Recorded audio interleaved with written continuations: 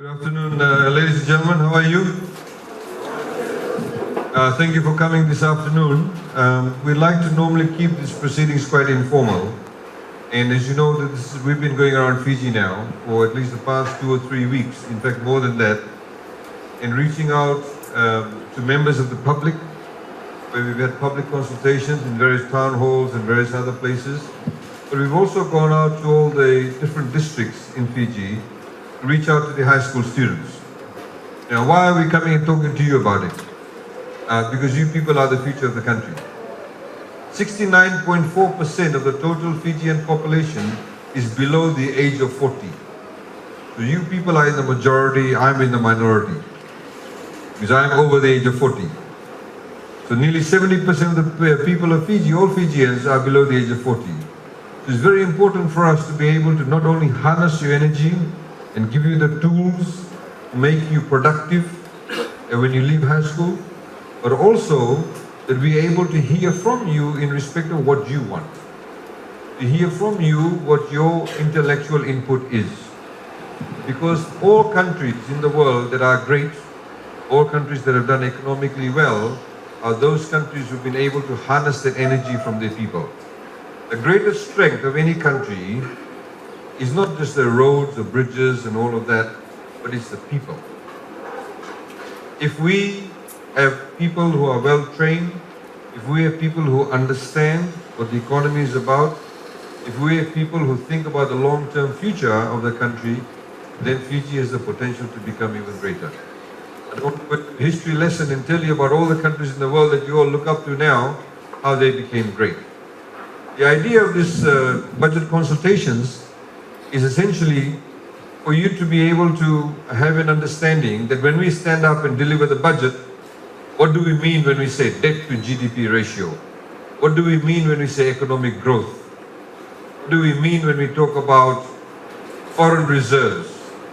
It's important for you to understand that, because if you understand that, then you'll be able to better understand what is happening in the country.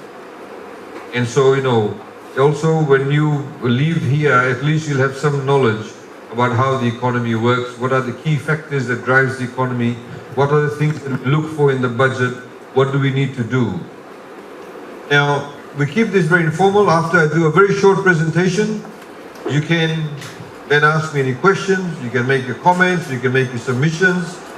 If after today you feel like that you want to make some more submissions after this, or you may give you some new ideas, you may go back to your schools and think about it as a class or as an individual. You also have another week and a half to make any submissions you want to make, and we'll give you the addresses where you can send it to. Now, as we announced today, the budget will be delivered on the 29th of June. In the evening, we started this process last year where we now announce the budgets at night time. Why do we do it at night? So all of you can listen to it and watch it on TV. You have a better understanding. If we announce it during the day, you'll all be in school, people will be at work, they don't get an opportunity to listen to it. This way you get an opportunity to listen to it. Also, once the budget is announced, by law, we need at least 1 week's break before we bring it back to Parliament for debate. We debate it and then we pass the budget. Now, what has actually been happening, we've been going around the countryside getting people's views. The Permanent Secretary for Economy, she's already had one round of consultations with the permanent secretaries of the other ministries.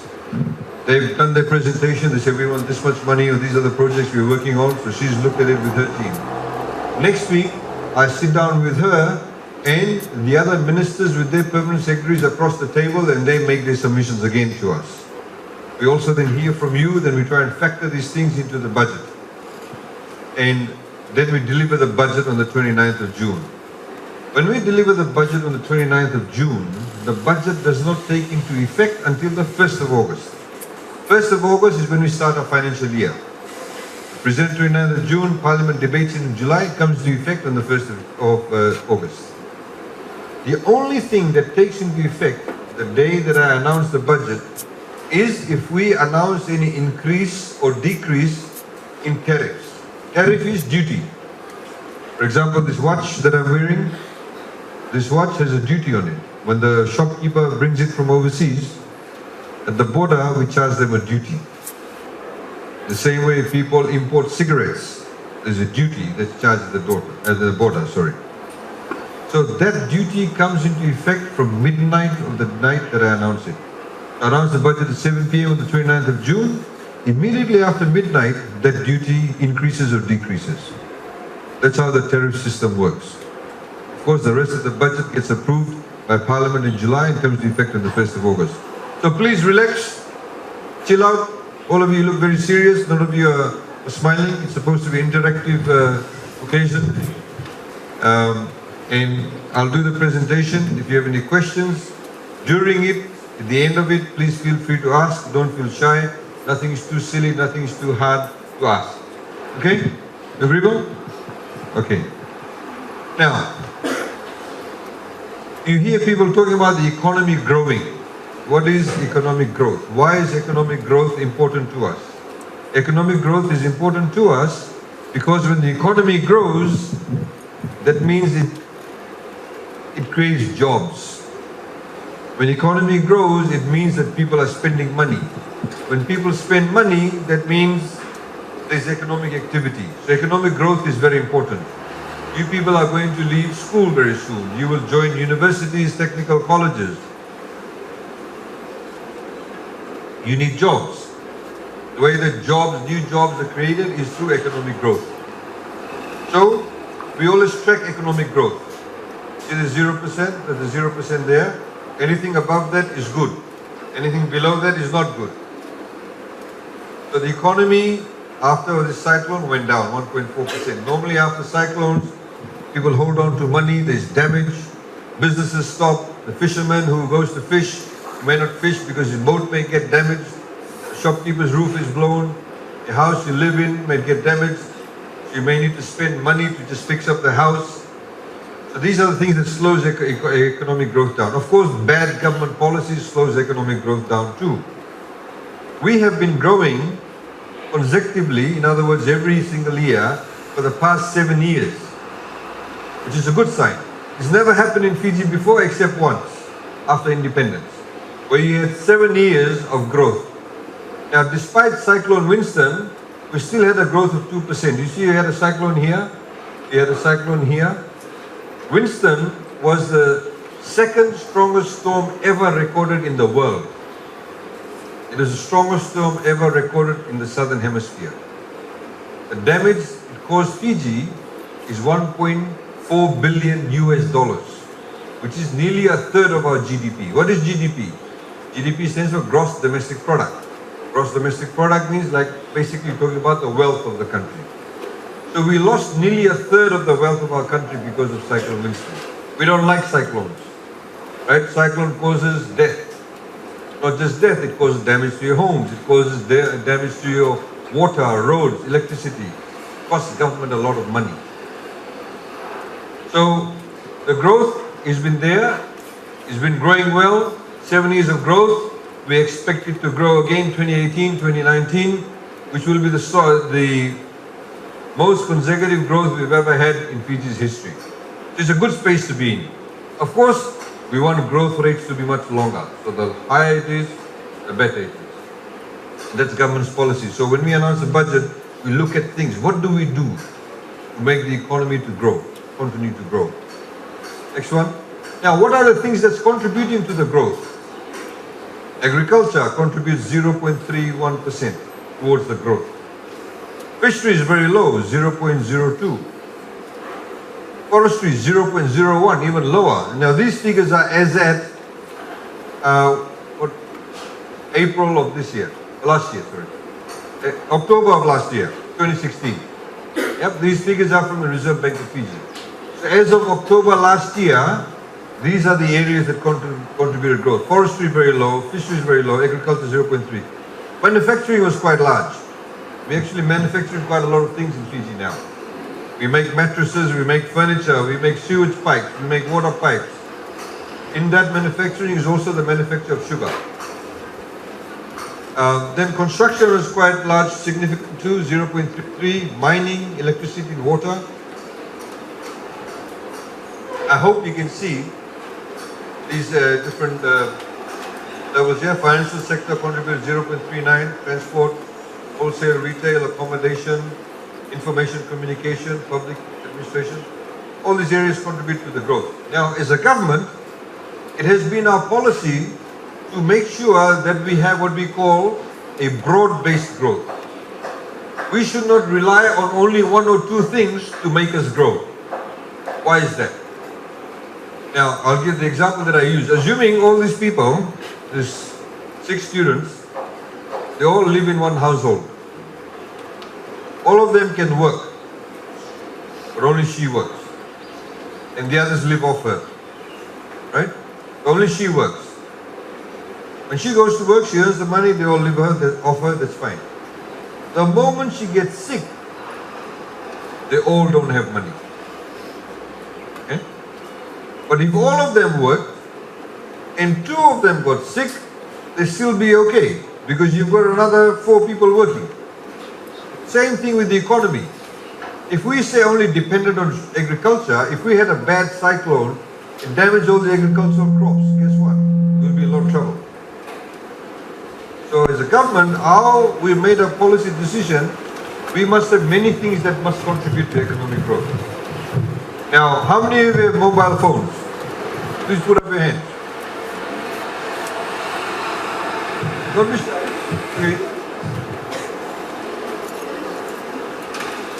Okay. Now, if you go to certain areas, people put up their hands like 99% of the people have their phones. But there's still a very high level of people who have now mobile phones. Most of you, as soon as you leave high school, you probably have a mobile phone. What it shows is that people in Fiji have access to technology. But it also means is that we have the potential to create new employment opportunities. We have what we call call centers, back-end processing. So we believe that there's growth potential in the services sector. This is the services sector. If we have more call centers, there's a couple of companies like in Suva, where they've come and set up call centers. So somebody in Australia who may want to ring up his bank, local branch bank, and say, look, I want to find out if I want to take out a loan, what would be the interest rate? That call does not, say if I'm in Melbourne, that call does not go to somebody in Melbourne, let's say Westpac. That call gets routed to Suva. Somebody in Suva answers the call. Say, yes sir, how may I help you? Said, can you tell me what's the interest rate of my loan account? This is somebody in Melbourne. And then they give the detail. This is what you call call centers. Because it is more cost effective for those companies to have the call centers based in Fiji than to have it in Australia. In countries like India and various other places, they have large call centers. 10,000 people, 15,000 people working in one floor, answering calls from USA, from UK, from Australia, and all various other countries. We have the potential to do that too. We're already doing that. We want to grow that technology. We want to grow that level of business in the ICT sector. So our objective is to have a broad-based economic growth. Please ask me questions at the end of it if you want to. Now, what are the things that we have looked at as October last year that shows the economy is growing? The value of building permits issued between Jan-September 2016 went up by 12.5%. When people apply for building permit, you know they're going to build. When people build, you know it creates economic growth. Why? Construction is very important. We are a government that looks at construction is very important. When somebody wants to put up this building, you need somebody to come and dig the foundation. You need a laborer to dig the foundation. Then somebody is to come and pour the cement. Somebody is to tie the steel. Somebody has to do the electrical work. Somebody has to paint the roof. Somebody has to do the plumbing. Somebody has to lay the tiles. Somebody has to do the plastering. That means all these people are getting paid money. And all these people are getting paid money, they have money in their pocket. What do they do with money in their pocket? They go and spend the money. They go to Tavua town. So the guy was selling shirts. He goes, hey, these people are spending money. I may need to hire 2 more staff because I've got a lot of people coming in. I can't cope with it. What does it do? It creates employment. So construction is very important. In fact, in Fiji today, there is not enough skilled people. We've got construction companies hiring skilled people from Indonesia, Philippines and Bangladesh to do construction work. Because we don't have very good professional tile layers. I mean, I can lay a tile, but it'll be crooked, right? You have very high-end tile layers, very high-end finishers of jobs. And this is why government has set up these technical colleges also, because there's a shortage of people in that area. Electricians are being paid. The good electricians in Fiji are now being paid $12, $13 an hour. Shortage of good electricians. Some of them have gone to New Zealand because after the earthquake in Christchurch, they needed tradespeople, so they've gone there. We've got a shortage of gap here, so we need to get more people in those areas. So, building permit is important. Value of work in place. In other words, the construction that's going on. This is of September last year, remember. Obviously, construction is increased now. Government is now spending about $180 million to just rebuild schools. So obviously, there's a lot of people working on construction sites. Creating jobs, putting money into the system. Of course, we'd rather we did not build those, to rebuild those schools. We did not want the cyclone. But the fact of the matter is we have to do that. Domestic cement sales went up by 11.1%. You buy cement not to keep it underneath the house, you buy cement to build. So obviously it goes to show that people are building. Imports of investment goods. This is like machinery and other things that people are importing from overseas. If they're importing machinery, that means they're producing more. Capex here, government capex, capital expenditure, went up by 7.8%. In that same period, new investment lending, lending for real estate, lending for building construction went down. This is by the banks. Next one please, consumption indicators. These are consumption goods that people buy. Watches, cars, all those kind of things. Second-hand vehicle registration went up, new vehicle registration went up by 27.5%. In other words, in that period, with new vehicles, this is not the second-hand vehicles, new vehicles, the registration numbers went up by 27.5%. You can see more cars on the roads nowadays. A lot of towns and cities are getting traffic jams. In Suva today, if you travel from Nasinu to Suva, in the morning it can take you over 1 hour. A lot more people have cars. And people in Fiji like to own cars too, you know. They don't want to take the bus. If you're doing well, then buy a car. Sign of social mobility. Second-hand vehicles went up by 7.8%. New lending to wholesale retail went up by 13.2%. Imports of consumption goods, watches, deodorant, whatever it is. These are things we import from overseas. That went up by 14.7%, indicates people are spending. PAYE collections went up by 4.9%. In other words, your teachers who get paid salaries, they pay taxes. If they earn more than $16,000, they pay tax. So that's what you call PAYE. That went up. Normally that would indicate that they're either being paid more, people's salaries have increased, or new jobs are being created.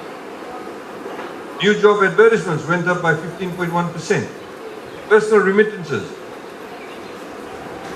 This is Fijians who are living offshore, working offshore, sending money back. You may have relatives living in Auckland, Sydney, sending money to relatives. We have rugby players who are playing in France, Germany, Japan, UK, they're sending money back. We have soldiers, we have caregivers, they're sending money back. We collected more VAT also. Even though the VAT went down from 15% to 9%, we collected more because people are spending more. Lending private individuals went down. Next one, please. Vehicle registration, I was just showing you. See in the light blue color, just by comparison, 2005, second-hand vehicles registered were about 6,088 vehicles. New vehicles registered were 3,300. Look at that by comparison. 2016 went from 6,000 to 10,000. Went from 3,300 to nearly 5,000. That's how many new vehicles we've got on the roads. Obviously, people are spending money buying more vehicles. Retail sales. This is basically sales. These surveys, by the way, these figures are done by the Reserve Bank of Fiji, and they monitor these types of things. So that retail sales, as you can see, right from 2008, has continued to grow positively every year. Now, this is very important. Inflation. As you can see, in particular, this period here, from 2014 at least, we've tried to keep inflation down. It's been below 2%. It just spiked up over here. After Winston, it increased, you can see. over here, these two peaks, increase. But it's now going down to about 4.1, which is good. Why does inflation go up? Inflation is the cost of goods. When you have a cyclone, I don't know about Tavua, but you had a bundle of beans that cost $1.50 normally, cost $5. In Suba, just a small bunch of bananas after the cyclone was costing $20.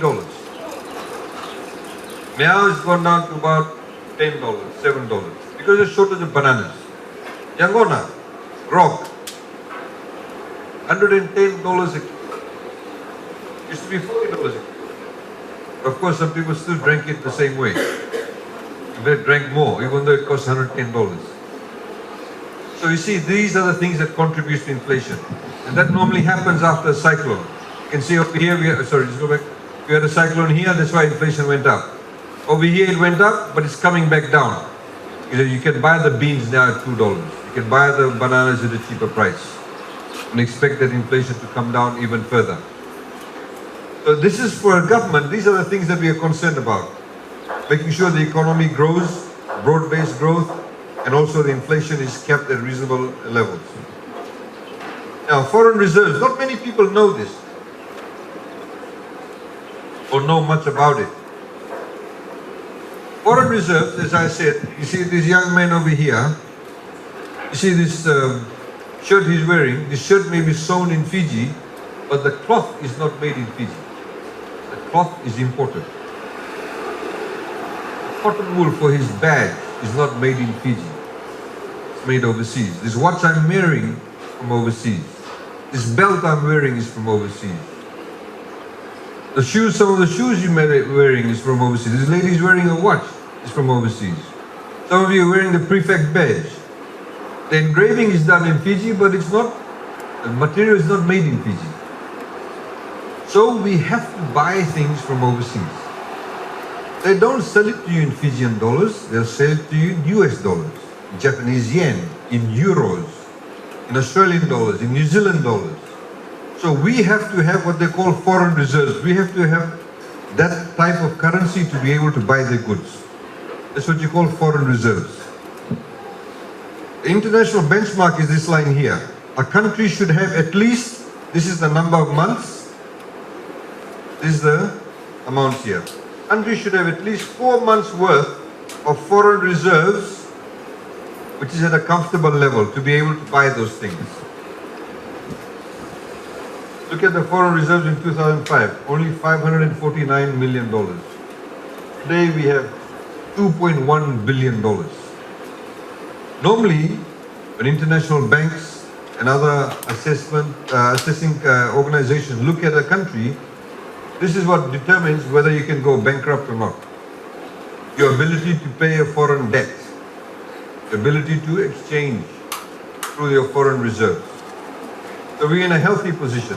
This also will determine when we borrow money from offshore, they'll say, okay, these people are doing well, they've got enough foreign reserves, the interest rates will be cheaper. When they know that you're in a tight situation, they charge you high interest rate because you're a higher risk country. So our foreign reserves is good. If you have any questions on that, please let me know. See, this over here tracks the number of months worth of foreign reserves you have. So we are at 5.8 months worth of foreign reserves. Which is at $2.1 billion. We never had $2.1 billion actually. Okay, every government, since the Alliance government in 1970 when we became independent, has always run a deficit. What is a deficit? A deficit is when you spend more than what you have. We are a developing country. We have a lot of needs. We need to build roads, schools, bridges, jetties. A lot of these demands, get people connected to electricity, to water. Now, this over here is the, what do you call a balanced budget? Zero. In other words, the amount of money you spend and the amount of money you collect is the same. So you have a balanced budget. That's what you call a balanced budget. If it goes above, you have what you call a surplus budget. In other words, you spent less than what you collect, than what you have. In deficit, if the line is longer, the worse it is. Right? You don't want your deficit to be too high. So over here, you could see that we were trying to reduce our deficit. Get a cyclone here, we try and reduce it there, we reduced it there, it's going down. This has gone up because of Cyclone Winston.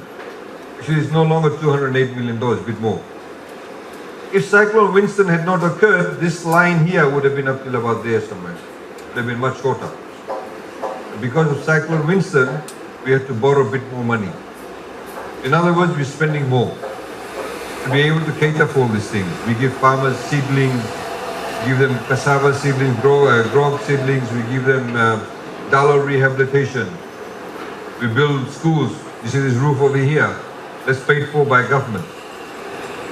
It'll get built, paid for by government.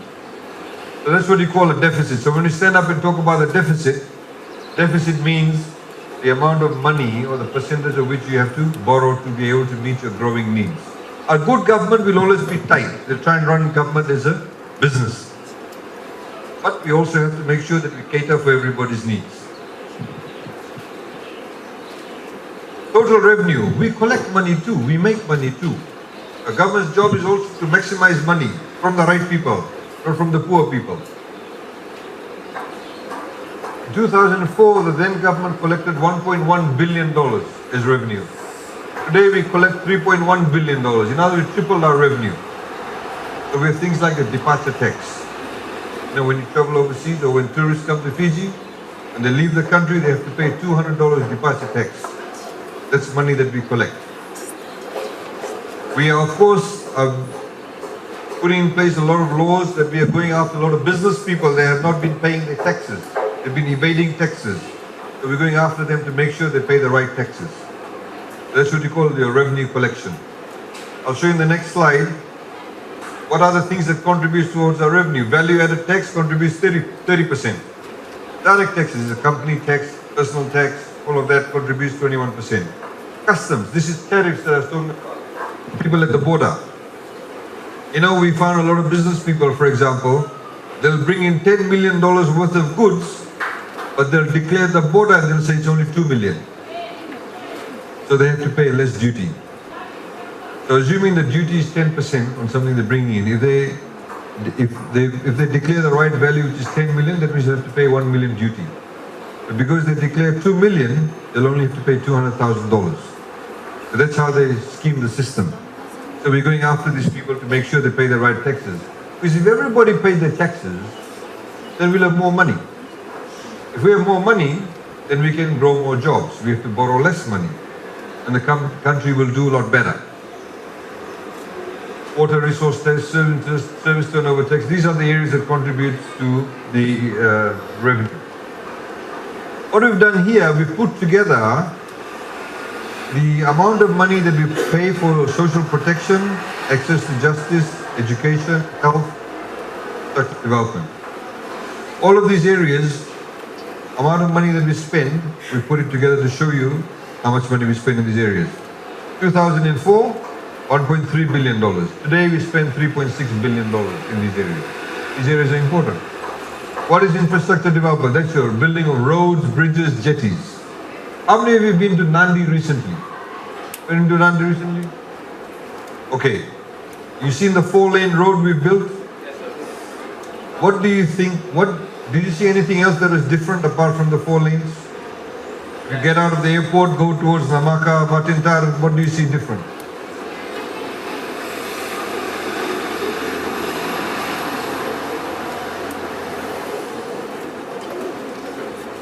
You will see there is no overhead cables.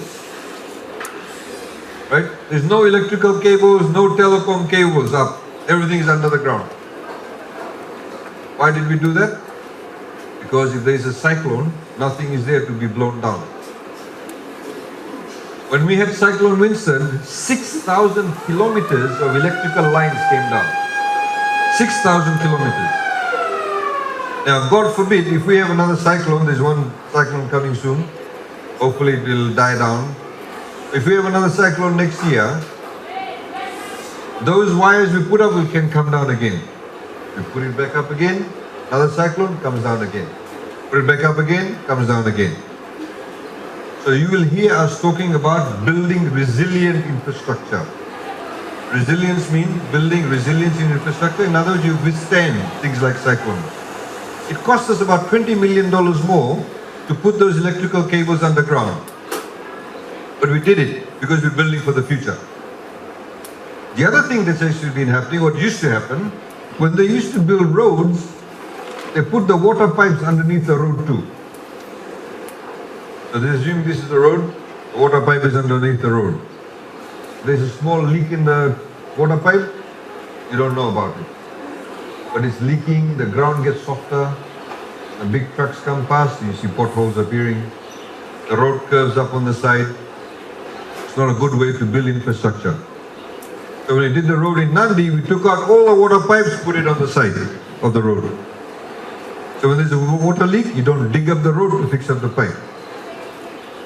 So normally when they fixed up the pipe, they dug up the road, fixed up the pipe, but left the hole in the ground. So that's again, when we're building roads, we're trying to do things better. It's planning for the future. A lot more people now have access to Tahsil roads. You have a lot more better roads. Of course, a lot more needs to be done, but that's what we talk about infrastructure development. Health. Health, of course, is, as it says, hospitals, etc. Our biggest challenge in health is we don't have enough specialist people. We don't have enough doctors. We don't have enough specialists. This is why we're giving the topper scholarship for people to do medicine. We don't give topper scholarship for people to do law. We've got already enough lawyers. We want more doctors. We want more nurses. We want radiographers. We need lab scientists. We need people to do X-ray machines. You know, we bought the first MRI machine. MRI machine is like a super duper X-ray machine, to put it simply. You didn't have enough doctors who could read the image. You need specialist skill sets. So as we have announced, the Minister for Health, together with the team, are going off to India in a few weeks' time to get more specialists. Because we need more specialist people to be able to diagnose people with the right symptoms. Education, of course, that's you. We pay your school fees now. As I was telling the students in Rakiraki this morning, I've had so many people that have come to me personally and to other government officials and said, we wish we had free education in our time. My father could not afford to send me to school and told me to stay home and go and look for work because he could not afford to pay the school fees. Sometimes your family of 4 or 5 people. And when sometimes you have to make a choice. Okay, I've got 5 kids, I can only pay school fees for 2. The other 3 are girls, the girls stay at home. They'll get married and, go to the husband in any case. That was the thinking. So now we have more girls being educated. That education expenditure comes from there. All your teachers' salaries, we pay for it. Even though you may be a faith-based organization, committee runs school, all their salaries government pays. That's the education budget. Access to justice, legal aid. In 2006, there were only 3 or 4 legal aid offices. Today, you have a legal aid office in about 14 or 15 different locations. If you come from a low-income family, you can get free legal representation. Any criminal matters, women who are abandoned, the maintenance for the children, we draft wills for people, legal aid does. We spend today more than $5 million a year for legal aid. It's the largest, what I call the largest law firm in Fiji. There's about 42 lawyers. They're all over the Fiji, now in many of the islands too. Social protection, this is social welfare. People who are disabled, people below the poverty line, abandoned children, single mothers, pensioners now. So we started this program where there are a lot of people in the rural areas in particular who don't have FNPF. They were a farmer, living in a village or fisherman, whatever it was, they never joined FNPF because they were what we call self-employed. So now they are old. Some of them, the children have abandoned them.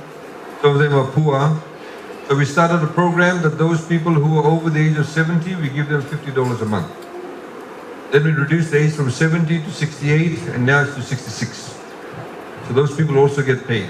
We also provide rural women who are pregnant or below a particular income level, we give them a food voucher also when they are pregnant because we want them to eat well so the babies are healthy. The babies are not healthy, they have bad deliveries, they can die, or the babies get malnourished. So this is the way that we are investing in the future. And that's where social protection comes into. Now this is very important. Now, this is what you call expenditure mix. Capital versus operating. You see, like in anything, like your school, for example, your school. The operating expenses for the school is the day-to-day running, paying for the water, buying the toilet paper, paying for the photocopying machine, buying the ink. That's what you call your operating expenditure. Capital expenditure is like that auditorium they're building. Capital expenditure is when they're building things. Operating is your day-to-day running. Okay, you understand the difference?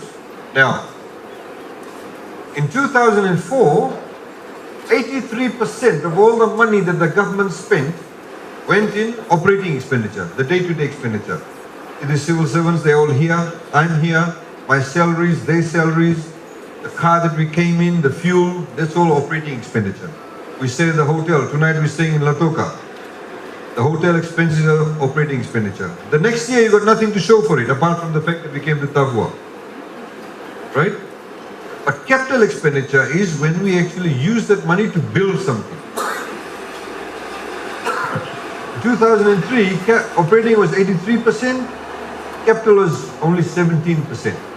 In other words, 83% of all the money they spent was on operating things. There's nothing to show for it the next year. Today, 60% of the money we spend goes into operating, but 40% goes into capital expenditure. In other words, we go to show more for what the money we've spent. The example that I've used in other schools, they're assuming we all decide to go and have a party at McDonald's, right? All of us have decided to go to a party at McDonald's. We don't have enough money. So we go to the ANZ bank manager here.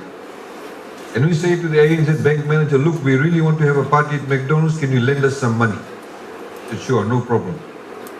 He gives us the money. We all go down to Latoka and have a big party at McDonald's. Next morning we wake up, the burgers are gone because it's in your stomach and somewhere else by now. Burgers are gone, your drinks are gone, everything's gone. But guess what's left? Your debt. Your debt is left and you got nothing to show for it. Right? You got nothing to show for it. It's all gone. But if we went to ANZ and said, look, we're going to borrow some money because we want to build, put up a now cinema in Tavua. Right? I know you're waiting for it. Nice cinema in Tavua. When you, after 6 months of construction, when you wake up, the cinema is there. The debt may be there, but the cinema is there. After 2 years or 5 years, when you paid off the loan is gone, but you still have the cinema. So it's what you call wise spending of the money. So for a government, a good government must spend more money or a substantial amount of the money in building things. So it's for the future. So even if we say to you, you know how some people say, oh, they're borrowing money. Yes, we're borrowing money, but we're borrowing money to build things. We're not borrowing money to have a party. That's the difference. Again, funding for roads, bridges and jetties, you can see a comparison. 2004, you had this wonderful thing called PWD, which some people want back. $55 million they got. Now we're spending $527 million in roads, bridges and jetties, but building it better. Next please. Similarly with water and energy, $92 million before, $337 million now.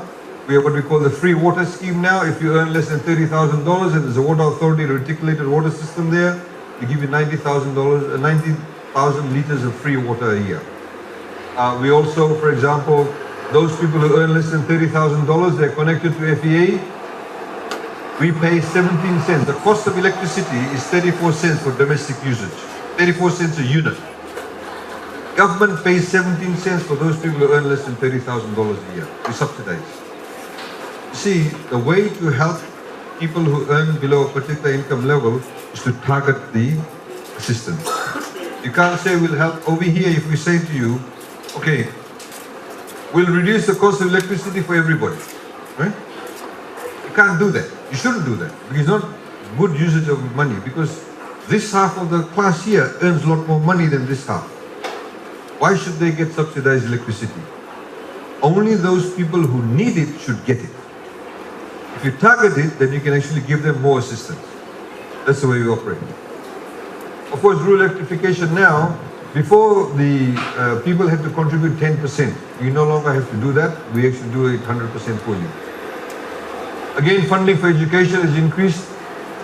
Only 270 million in 2004. Now we're spending $598 million. That will of course increase. There are more students going to university now. They'll have to increase even more. So as you know, now we have the Toppers scheme and the TEL scheme. I'm sure you have a lot of questions. But Toppers is the full scholarship in selected areas of studies. So we, for example, know there's a shortage of marine scientists, town planners, surveyors, radiologists, doctors, nurses, engineers, pathologists, foresters, all those areas, town planners, shortage of people in that area. We have a lot of lawyers. We don't give toppers for that. The toppers is based on the national needs. You know, I was at one particular school gathering in Suva and a couple other places, and a lot of the students, they stood up and said, can you please have more counselors in schools, you know, counseling for you guys. And I said, yeah, it's true. We want more counselors. A lot of the teachers, unfortunately, have to become counselors because there's not enough counselors available. And then I asked them the question. I said, please put your hands up if you want to study counseling and become a professional counselor. Nobody put their hands up. So how will we have counselors? Because our mindset is such. A lot of people think that counseling is not a professional career. It is. You can become a very good counselor. So there's a shortage of skill sets in different areas. That's where we give these scholarships to. And of course, TELS. Again, so many people have said to us, I used to come first in my high school all the time, right up to Form 7. But I did not go to university because my father could not afford to send me to university, or my mother could not afford to send me to university, so I had to look for a job. I wish in my time they had toppers or they had TELS. And it's true. All of you can either get a toppers scholarship, or if you don't make the toppers, you can get a tertiary education loan if you cannot afford to pay for the university fees. You don't have to pay back the loan until you start working. And even when you start working, you don't pay it all lump sum. You can do regular payments over a period of time. If you come from low income family, there's no interest rate.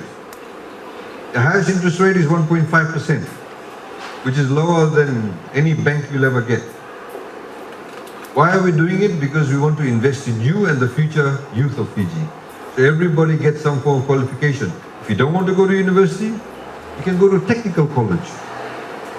You want to become a good carpenter, a good joiner, a good electrician. We want you to do that. We also pay for that too. Because we believe if you all had qualifications, some form of certification, you'll have a better living for yourself, get better salaries, but you'll also be able to contribute to the country because we need your resources. Funding for health, again, as I mentioned, it has increased, but our major challenge is getting the right people. Next, please. Excuse me, this goes to my point. This is how much money we make. From there to there, how much revenue we collect. Out of that, the operating expenditure, that's how much we spend. From there to there. From there to there is the savings. Operating savings. So if you were to take, remember I talked about operating expenditure? The amount of money we collect is revenue. If you take out the operating expenditure, paying for the salaries and running of the government and all of that, we have some savings. So the higher the savings, the better it is. See the savings over here? Very low. Over here is much higher. Higher the savings, the less we have to borrow. Okay, this is very important. Government debt. A lot of people are going around Fiji talking about debt and they don't know anything about debt. This line, ladies and gentlemen, is the most important line. It's what you call your debt to GDP ratio. This is what you call the actual amount of money being borrowed. Okay, what you call the nominal figures. Let me give you an example. Assuming the wealth of Fiji is $100, okay, the GDP. GDP is your wealth. $100. If we then go out and decide to borrow $20, what percentage of 100 is $20? Anybody who's good at maths? Very easy. What percentage of 100 is $20? Come on. The school that gives me the answer, we will take a photo together. 20%. Thank you. So $20 of 100 is 20%. So our debt to GDP ratio is 20%. You get it? $100 is our entire wealth, which is your GDP. We go out and borrow $20. In other words, our debt to GDP ratio is 20%. Assuming that our wealth increases, become richer, and we have $500. Right? But we go out and borrow $50. We've increased double the number we're borrowing. We borrow $50. What percentage of 500 is 50? 10%. So even though you've borrowed more money, as a percentage of your GDP, it's come down. That's precisely what's being reflected here. So even though the amount that we borrowed here is more than that, as a percentage of our GDP, it's coming down. See, the more wealth you have, the more you can borrow. For a developing country, I'm sure all of you, how many of you people live on a road to your house, the road that goes to your house is not Tahsil? How many of you?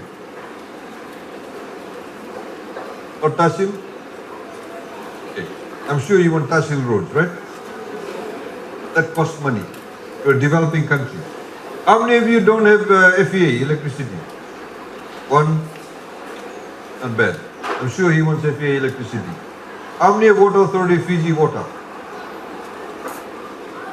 How many got Water Authority Fiji water? Water Authority Fiji, yeah. You got pipe water? Okay. In many parts of Fiji where they don't, they want it. We're a developing country, we need the money to borrow that money to spend that money. So it is important for us to do that. That's what we call development finance. For us, if anybody says to you, oh yeah, government borrowed in 2004 2.2 billion, now they're borrowing 4.9 billion. Said yes, but as a percentage of the GDP, it's coming down because we're becoming more wealthier, so you can borrow more. As a percent of your GDP, it's coming down. It's gone up here. Why? Can anybody tell me? 2016, 17. Why has it gone up? I just gave you the answer before. Sorry? What is it? Don't be shy.